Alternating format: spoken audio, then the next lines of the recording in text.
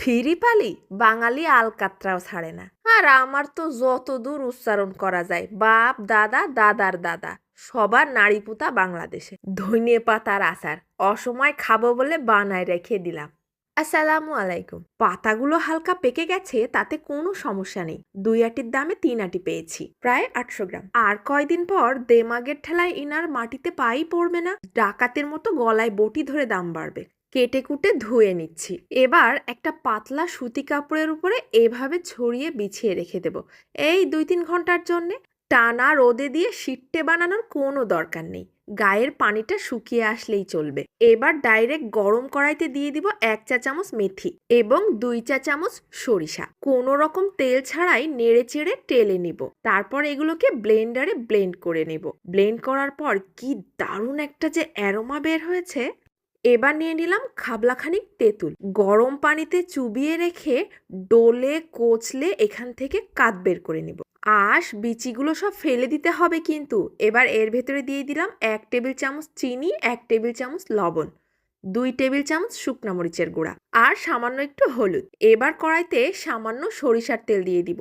তার ভেতরে ধনিয়া পাতাগুলো দিয়ে নাড়াচাড়া করে গায়ের পানিটা শুকিয়ে নিব। তবে আবার বেশিক্ষণের জন্য কিন্তু না, তাহলে ধনিয়া পাতার কালারটাই নষ্ট হয়ে যাবে। এবার তুলে রেখে আরও একটু সরিষার তেল দিয়ে নিলাম। এর ভেতরে তেঁতুলের সাথে নুন মরিচগুলো একসাথে দিয়ে হালকা মিক্স করে দিব।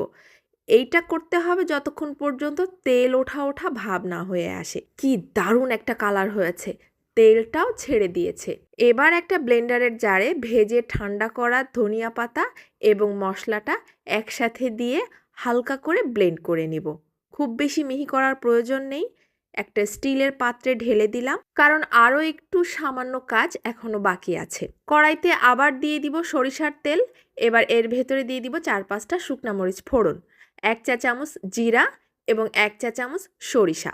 বড় একটা রসুন ছিলে সবগুলো কোয়াই দিয়ে দিলাম। সব একসাথে ভাজা হয়ে গেলে, রসুনের কোয়াগুলো যখন লাল লাল হয়ে গেছে, তখন এই গরম গরম মশলাসহ তেলটাই দিয়ে দিব ধনিয়া পাতার ভেতরে এবং একটা চামচ দিয়ে সুন্দর করে মিক্স করে দিব। এখনো কিন্তু বাকি আছে।